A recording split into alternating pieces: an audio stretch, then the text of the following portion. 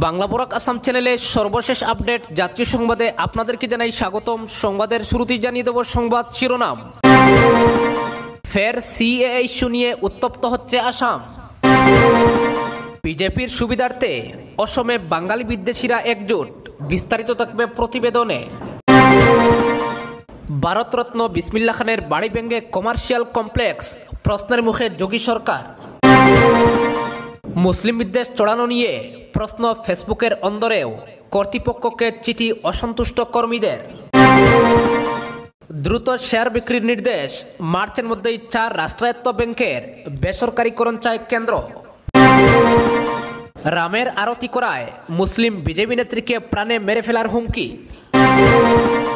এবং সর্বশেষ জানিয়ে দেব, ভগবান রামের প্রতি আমার বিশ্বাস নেই, এটি একটি কাল্পনিক চরিত্র, বললেন সমাজবাদী পার্টির নেতা লটন রাম নিষাদ। দর্শক, এতক্ষণ শুনছিলেন সংবাদ শিরোনাম, এখন শুনুন সংবাদের বিস্তারিত। অবশ্যই ভিডিওটিতে একটি লাইক দিয়ে চ্যানেলটি সাবস্ক্রাইব করে অবশ্যই ভিডিওটি শেয়ার করবেন। ফের সিএএ ইস্যু নিয়ে উত্তপ্ত হচ্ছে আসাম। করোনার কারণে দীর্ঘ 5 মাস চুপ থাকার পর সংশোধিত নাগরিকত্ব আইন ইস্যুতে ফের পথে নামল আসামের কয়েক হাজার মানুষ। নতুন এই নাগরিকত্ব আইন প্রত্যাহারের দাবিতে আসামের বিভিন্ন জায়গায় প্রতিবাদে সামিল হয় বিভিন্ন সংগঠনের সদস্যরা। এই বিক্ষোভের নেতৃত্বে ছিল আসাম জাতীয়তাবাদী যুব ছাত্র পরিষদ। বিশ্বনাথ জেলার শিক্ষার্থী সংগঠনের সদস্যরা মানববন্ধনে সামিল হয়ে সিএএ প্রত্যাহারের দাবি জানাতে থাকে। একই সঙ্গে এনভায়রনমেন্টাল ইম্প্যাক্ট অ্যাসেসমেন্ট 2020-এর খসড়া প্রত্যাহারেরও দাবি জানাতে থাকে। বিজেপি শাসিত আসাম ও কেন্দ্রের সরকারের বিরুদ্ধেও সুর চড়ায় বিক্ষোভকারীরা। তাদের দাবি মানা না হলে আগামী দিনে আরও বড় আন্দোলনের হুঁশিয়ারিও দেওয়া হয় বিক্ষোভকারীদের পক্ষ থেকে। বিশ্বনাথ জেলা ছাড়াও নগাঁও, মরিগাঁও, নলবাড়ি, দরং, শোনিতপুর, যোরহাট জেলার বিভিন্ন প্রান্তেও সিএএ ইস্যুতে প্রতিবাদে নামে সংগঠনের সদস্যরা। নগাঁও কলেজের সামনে মানববন্ধনে সামিল হওয়া এক বিক্ষোভকারী জানান, আমরা কোনোভাবেই সিএএ ও ইআইএ মেনে নেব না। 2016 সাল থেকেই আমরা সিএএ এর বিরুদ্ধে প্রতিবাদ চালিয়ে আসছি, কিন্তু সরকার আমাদের কথা শুনছে না। অপরদিকে বিজেপির সুবিধার্থে অসমে বাঙালি বিদ্বেষীরা একজোট। বিধানসভা ভোট এগিয়ে আসতেই অসমে বাঙালি বিদ্বেষীরা একজোট হচ্ছে। অভিযোগ, বিজেপি ইন্ধন যোগাচ্ছে অসমিয়া আধিপত্যবাদীদের। বুধবারই গুয়াহাটিতে তীব্র বাঙালি বিদ্বেষী বলে পরিচিত সারা অসম ছাত্র সংস্থা বা আসু ও অসম জাতীয়তাবাদী যুব ছাত্র পরিষদের নেতারা যৌথভাবে রাজনৈতিক কর্মসূচি গ্রহণের কথা ঘোষণা করেন। বিজেপিকে সুবিধা করে দিতেই তারা যে এটা করেছেন এ বিষয়ে নিশ্চিত কংগ্রেস। এমনকি অসমের বাঙালিদের একটা বড় অংশ মনে করেন তীব্র বাঙালি বিদ্বেষী বিজেপিরই এটি নতুন কৌশল। কংগ্রেসের সঙ্গে এআইডিএফ এর জোট হওয়ার পরই ভোটে জিততে মরিয়া বিজেপি অসমিয়া ভাবাবেগকে কাজে লাগাতে চায়। উল্লেখ্য, আগামী বছর গোড়াতেই বাংলার সঙ্গে অসমেও বিধানসভার ভোট। অসমের মুখ্যমন্ত্রী সর্বানন্দ সোনোয়াল এবং বিজেপির দুর্দণ্ড প্রতাপ নেতা ও মন্ত্রী হিমন্ত বিশ্ব শর্মার রাজনৈতিক উত্থান আসুর বাঙালি বিদ্বেষী ছাত্র আন্দোলনের মাধ্যমে। পরে দুজনেই ছিলেন অসম গণপরিষদের নেতা, সেখান থেকে সর্বানন্দ সরাসরি বিজেপিতে যোগ দেন। হিমন্ত আসেন কংগ্রেস হয়ে। প্রচুর প্রতিশ্রুতি দিলেও বিজেপি অসমে কোনো প্রতিশ্রুতি পালন করতে পারেনি বলে অভিযোগ। এনআরসি আর কা দিয়ে জাতপাতের রাজনীতি তাদের নির্বাচনী যুদ্ধে বড় বর্ষা। ভোট বিভাজন রুখতে কংগ্রেস ইতিমধ্যেই জানিয়ে দিয়েছে সংখ্যালঘুদের সংগঠন এআইডিএফ-এর সঙ্গে জোট করবে। এবার পাল্টা হিসাবে দুই সংগঠন একত্রে নিজেদের রাজনৈতিক অভিসন্ধি চরিতার্থ করতে 18 জনের উপদেষ্টা কমিটির নাম ঘোষণা করে। খিলঞ্জিয়া বা ভূমিপুত্রদের স্বার্থ রক্ষার নামে বাঙালিদের উৎখাত করাই হবে তাদের একমাত্র লক্ষ্য, এমনই আশঙ্কা অনেকের। তবে বিজেপির সঙ্গে যোগাযোগের অভিযোগ অস্বীকার করেন উভয় সংস্থার নেতারা। তবে এ ধরনের রাজনৈতিক পদক্ষেপ বিজেপিকেই সুবিধা করে দেবে বলে মনে করে কংগ্রেস। বিরোধী দলনেতা দেবব্রত শইকীয়ার সাফ কথা, অসমে একমাত্র কংগ্রেসই পারে বিজেপিকে হারাতে। ভোট যুদ্ধে আসুর এ ধরনের উদ্যোগ বিজেপিকেই সুবিধা করে দেবে। সারা অসম নাগরিক অধিকার সুরক্ষা সমন্বয় সমিতির তরফে সাধন পুরকায়েস্তের অভিযোগ, বাঙালির সর্বনাশ করতেই এই আতাত। তিনি নিশ্চিত বাঙালি বিদ্বেষী এই জোট বিজেপির ইন্ধনেই জন্ম নিচ্ছে।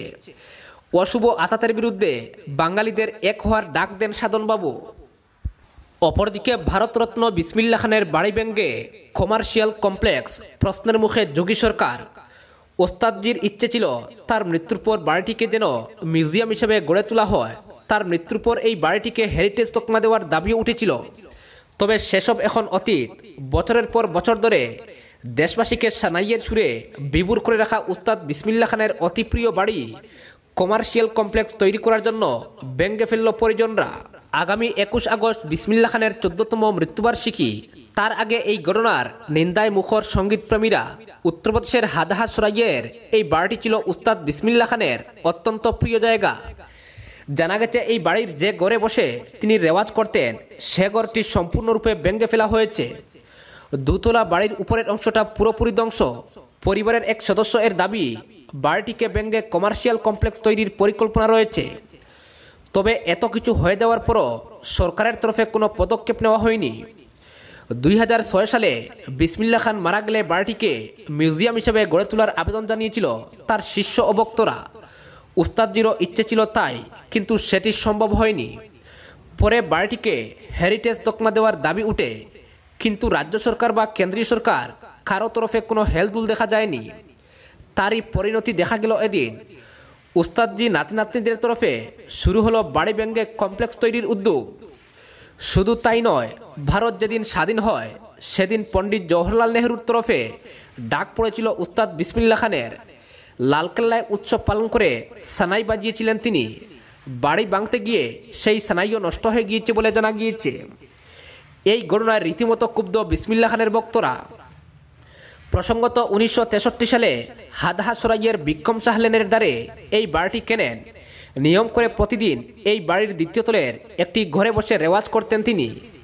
গত 12 আগস্ট বাড়িটিকে ভেঙে ফেলা হয় বলে জানা গিয়েছে। উল্লেখ্য, আন্তর্জাতিক খ্যাতিসম্পন্ন এই শিল্পী বিশ্ববন্দিত হলেও ঘরের ভিতরে কোনো কদর ছিল না উনার। 2017 সালে তার প্রিয় সানাই বিক্রি করতে গিয়ে পুলিশের জালে ধরা পড়েছিল শিল্পীর নাতি নাজরে হাসান। মাত্র 17,000 টাকার বিনিময়ে এই সানাই বিক্রির চেষ্টা করে সে। রূপো দিয়ে বাঁধানো এই সানাইয়ের সুর উপর অংশটি গলিয়ে বিক্রি করে দেওয়া হয়, যদিও পরে পুলিশ সেই রূপো উদ্ধার করে। এবার তার বাড়ি ভেঙে ফেলল পরিজনরা। অপরদিকে রামের আরতি করায় মুসলিম বিজেপি নেত্রীকে প্রাণে মেরে ফেলার হুমকি। রাম মন্দিরের ভূমি পুজোর দিন রামলাল্লার আরতি করার জন্য এক মুসলিম বিজেপি নেত্রীকে প্রাণে মারার হুমকি দিল কট্টরপন্থীরা।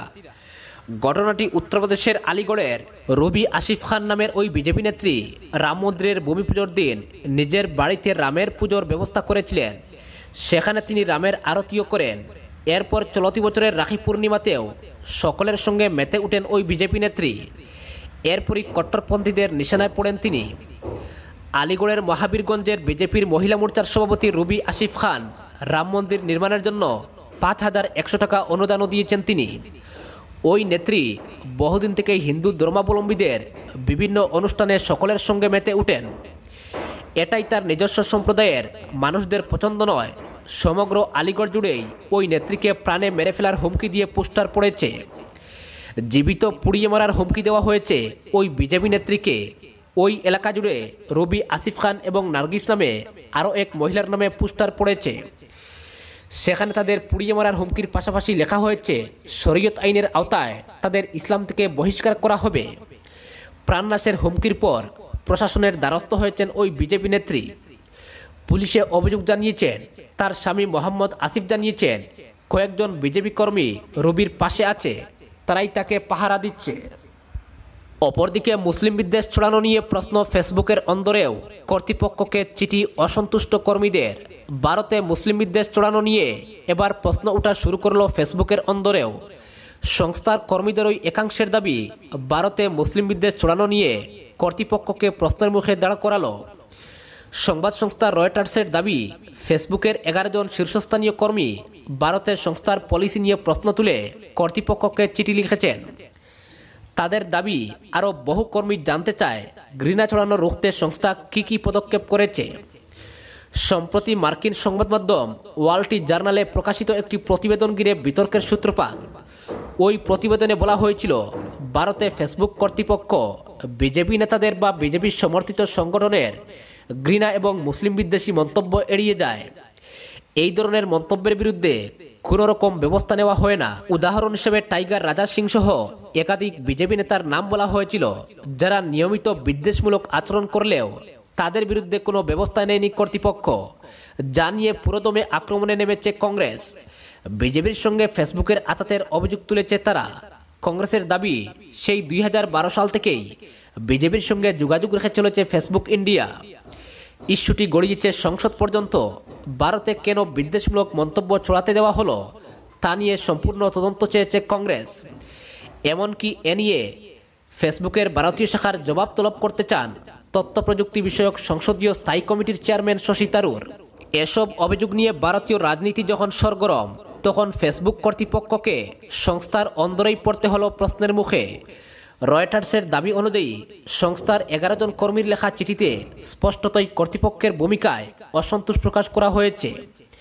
চিঠিতে বলা হয়েছে, সংস্থার উচিত মুসলিম বিদ্বেষের বিষয়টিতে আলোকপাত করা এবং তা বন্ধ করা। চিঠিতে দাবি করা হয়েছে, ভারতে ফেসবুকের পলিসি টিমে যেন সব শ্রেণীর মানুষকে সুযোগ দেওয়া হয়। চিঠির মাধ্যমে কর্মীরা বলছেন, আমরা অত্যন্ত বিরক্ত এবং এই ধরনের খবরে স্তব্ধ। আমরা শুধু একা নই, আমরা জানি গোটা বিশ্বের কর্মীরাই আমাদের মতোই ভাবছেন। অপরদিকে দ্রুত শেয়ার বিক্রির নির্দেশ। মার্চের মধ্যেই 4 রাষ্ট্রায়ত্ত ব্যাংকের বেসরকারীকরণ চায় কেন্দ্র। রাজকোষের ঘাটতি মেটাতে কয়েকটি ব্যাংকের বেসরকারীকরণের সুপারিশ করেছিল নীতি আয়োগ। সেই কাজ এবার দ্রুততার সঙ্গে করার নির্দেশ এলো প্রধানমন্ত্রীর দফতর থেকে। সংবাদ সংস্থা রয়টার্স মঙ্গলবার এই খবর প্রকাশ করেছে, যাতে বলা হয়েছে, পাঞ্জাব ও Sind bank, bank of Maharashtra, UCO bank ও আইডিবিআই ব্যাংকে সরকারের হাতে থাকা শেয়ার বেসরকারি সংস্থার কাছে দ্রুত বিক্রি করে দেওয়ার নির্দেশ এসেছে পিএমও থেকে। তাদের দাবি অনুযায়ী বর্তমান আর্থিক বছরের মধ্যেই এই কাজ করে ফেলতে চাইছে কেন্দ্র। সেক্ষেত্রে মার্চের মধ্যেই এই 4টি ব্যাংক চলে যাবে বেসরকারি সংস্থার কাছে। কেন্দ্র ক্রমশ ব্যাংকিং সিস্টেম থেকে সরকারি নিয়ন্ত্রণ প্রত্যাহার করে নিতে চাইছে। এর আগে 27টি রাষ্ট্রায়ত্ত ব্যাংকে সংযুক্ত করে 12টিতে নামিয়ে আনা হয়েছিল। এবার তা 5-এ নামানো হবে বলে সূত্রের খবর, যার প্রথম ধাপ হিসাবে অর্ধেকেরও বেশি রাষ্ট্রায়ত্ত ব্যাংকের বেশিরভাগ শেয়ার বিক্রি করে দেওয়া হবে। এবং তারই প্রথম ধাপ হিসেবে এই 4 ব্যাংক বেসরকারীকরণ, যার কাজ এবার দ্রুততার সঙ্গে শেষ করতে চায় কেন্দ্র। 2024-25 অর্থবর্ষের মধ্যে কেন্দ্র ভারতকে $5 লক্ষ কোটি অর্থনীতি হিসেবে গড়ে তুলতে চায়। আর ব্যাংক সংযুক্তিকরণ এবং বেসরকারীকরণ এই কাজে গতি আনবে বলেই আশা সরকারের। তাদের দাবি, এর ফলে যেমন নতুন বড় ব্যাংকগুলির পরিষেবার পরিধি বাড়বে, তেমনি উন্নত হবে প্রযুক্তি এবং ঋণ দেওয়ার ক্ষমতা, যা অর্থনীতির গতিকে ত্বরান্বিত করবে। যদিও করোনার জেরে থমকে যাওয়া অর্থনীতির হাল ফেরাতে অর্থের সংস্থানের জন্যই রাষ্ট্রায়ত্ত ব্যাংকগুলির শেয়ার বিক্রি করার পরিকল্পনা করা হচ্ছে বলে দাবি ওয়াকিবহাল মহলের। তারা প্রশ্ন তুলেছেন, দেশ জুড়ে যেভাবে ঋণ কেলেঙ্কারি, ব্যাংক দুর্নীতি বাড়ছে, তাতে ব্যাংকগুলির উপর থেকে সরকারি নিয়ন্ত্রণ উঠে গেলে সাধারণ মানুষ আদৌ টাকা রাখতে ভরসা পাবে তো? অপরদিকে ভগবান রামের প্রতি আমার বিশ্বাস নেই, এটি এক কাল্পনিক চরিত্র, বললেন সমাজবাদী পার্টির নেতা লটন রাম নিষাদ। ভগবান রামের অস্তিত্ব নিয়ে এবার প্রশ্ন তুললেন লটন রাম নিষাদ। সমাজবাদী পার্টির পিছিয়ে পড়া শ্রেণীর সভাপতি লটন রাম নিষাদ ভগবান রামের জন্ম নিয়েও প্রশ্ন তুলেছেন। ভগবান রামের প্রতি তার কোনো বিশ্বাস নেই বলেও দাবি করেন তিনি ভগবান রামকে এক কাল্পনিক চরিত্র হিসেবে বর্ণনা করে বলেছেন, সংবিধানও তার কথায় একমত যে ভগবান রাম ভারতের মাটিতে জন্মগ্রহণ করেননি। মঙ্গলবার অযোধ্যা পৌঁছে লটন রাম নিষাদ সংবাদ মাধ্যমের প্রশ্নের উত্তরে জানান, অযোধ্যায় রাম মন্দির হোক অথবা কৃষ্ণ মন্দির হোক, তাতে আমার কিছু যায় আসে না।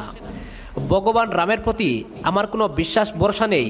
এগুলি সবই মানুষের ধারণা করা কাল্পনিক এবং চলচ্চিত্রের চরিত্রের অংশ। সেই সঙ্গে বিজেপিকে আক্রমণ করে তিনি বলেন, রাজনৈতিক সুবিধার্থে পিছিয়ে পড়া মানুষদের মধ্যে দ্বন্দ্ব বাঁধাতে চাইছে বিজেপি। তবে বর্তমানে সমাজের পিছিয়ে পড়া মানুষরা একজোট হচ্ছে।